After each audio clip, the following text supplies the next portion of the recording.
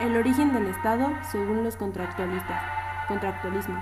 Corriente de filosofía política que data del siglo V a.C. Examina la naturaleza, origen y justificación del poder político. El contractualismo sostiene que la sociedad y el Estado nacen de un pacto que establecen los individuos que se integran a formar parte de esta sociedad, dirigida por el Estado. Se opone la idea de que la sociedad o el Estado son algo natural, o que fueron creados por un ser divino. John Locke, padre del liberalismo, sostiene que todo surge de un pacto o contrato revocable entre individuos, con el propósito de proteger la vida, la libertad y la propiedad de las personas. Antes de vivir en sociedades civiles, los hombres vivíamos en un estado de naturaleza. John Locke denomina estado de naturaleza al conjunto de hombres reunidos según les dicta su razón, sin nadie que sea superior a ellos sobre la tierra, con autoridad para juzgarse unos a otros. El estado de naturaleza está regulado por la ley natural, a la cual llega el hombre mediante la razón. Es un estado donde se goza de completa libertad. Cada uno puede disponer y ordenar según le parezca su persona, sus acciones, posesiones y toda su propiedad. La ley natural, que es la que lo regula, nos enseña que al ser iguales e independientes, nadie puede perjudicar a otro en su vida, libertad, salud o posesiones. Cuando los hombres comenzamos a vivir en agrupaciones y quedaron protegidos por esta de otras bestias, comenzaron a competir entre sí. Y debido a su naturaleza, violaron el estado de naturaleza de otros, porque no observaron los mandatos de equidad y de justicia. Se encontraron en estado de guerra. Una vez comenzado el estado de guerra, este no cesa, y la armonía en el estado de naturaleza desaparece. Por ello, fue necesario que los hombres se constituyeran en una sociedad civil, donde realicen un pacto o contrato por el cual se constituye la sociedad civil, la comunidad política, el Estado civil. Los hombres establecieron un gobierno que actuara como juez y protegiera a los demás de la vida, la libertad y la propiedad. El poder de este gobierno reside en la voluntad de los gobernados. Locke hace la separación de la administración del gobierno en tres poderes: el legislativo, el ejecutivo y el federal. El legislativo es el que determina las condiciones de uso legal de la fuerza comunitaria en función de la defensa de la sociedad civil. El ejecutivo se encarga de hacer cumplir las leyes formuladas por el legislativo. El federal tiene un poder destinado a definir las relaciones con otros países. Locke distingue además tres tipos de leyes: la ley divina, la ley civil y la ley moral. La ley divina exige obediencia a los preceptos de la naturaleza. La ley civil es la impuesta por el legislador, y la ley moral dicta procurar el bien y evitar el mal.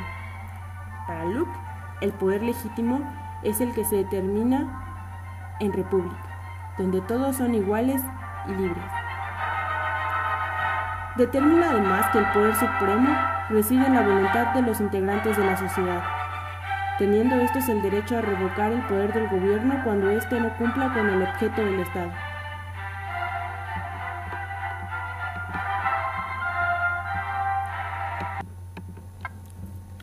Para Montesquieu, en un Estado libre, cada hombre debe ser gobernado por sí mismo, pero debe redimirse a las leyes para evitar violar o ser violado en su estado de naturaleza. Montesquieu diferencia entre la naturaleza y los principios del gobierno. Los principios lo hacen obrar, la naturaleza lo hace ser. Las leyes naturales son las que se derivan de la constitución de nuestro ser. La paz, la autopreservación, la atracción recíproca de los sexos, el deseo de vivir juntos, forman parte de las leyes naturales. Las leyes positivas son las que se derivan para regular a los hombres en estado de guerra. De aquí nace el derecho de gentes, el derecho político y el derecho civil. Distingue tres formas de gobierno: el republicano, el monárquico y el despótico. El republicano es donde el pueblo tiene el poder absoluto. El derecho al voto es fundamental. Los ciudadanos deben ser autónomos como sociedad y para ello deben nombrar asambleas que se encarguen de conseguirlo. Su principio es la virtud, es decir, el amor a la cosa pública, a la igualdad y a la patria. La república se divide en democracia y aristocracia. La democracia es donde el poder reside en el pueblo entero, y todos sus integrantes son elegibles para tomar el poder. En una verdadera democracia existe la igualdad.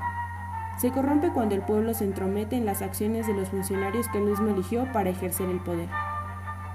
La segunda forma que puede tomar la república es la aristocracia, donde el poder está en manos de una parte del pueblo. Esta puede darse de dos formas. Una, en la que excluye al pueblo del Senado, y solo el cuerpo de nobles es elegible y elige quién toma el poder. Y otra, donde el pueblo se divide en elegibles y no elegibles. Los elegibles son los más aptos para gobernar, sin embargo, todos votan por el que les parece mejor. Posee dos virtudes, la igualdad y la templanza. Se corrompe cuando el poder de los nobles se convierte en arbitrario. La segunda forma de gobierno es la monarquía, donde una persona gobierna basada en leyes fijas y preestablecidas. Posee todo el poder político y civil. Sus poderes son intermediarios, subordinados y dependientes. El honor es su principio. Subsiste el deseo por la gloria y el engrandecimiento. Se corrompe cuando el monarca cambia el orden de las cosas y no se ajusta a lo ya establecido, cuando delega sus funciones a otros y cuando se atiene más a sus caprichos que a sus principios. Por último, distingue al gobierno despótico, que se encuentra en manos de una sola persona. Esa persona es la que maneja al Estado según su voluntad y sus caprichos. En este gobierno no existen las leyes naturales. Está corrompido por naturaleza. El temor es su principio y la ley fundamental no existe. Montesquieu, además, dice que los poderes del gobierno deben ser independientes entre sí, así como también deben estar administrados por funcionarios en constante cambio. Nunca deben volverse monopólicos con la finalidad de preservar la libertad política. Entiéndase por esta como el derecho de hacer lo que las leyes permiten.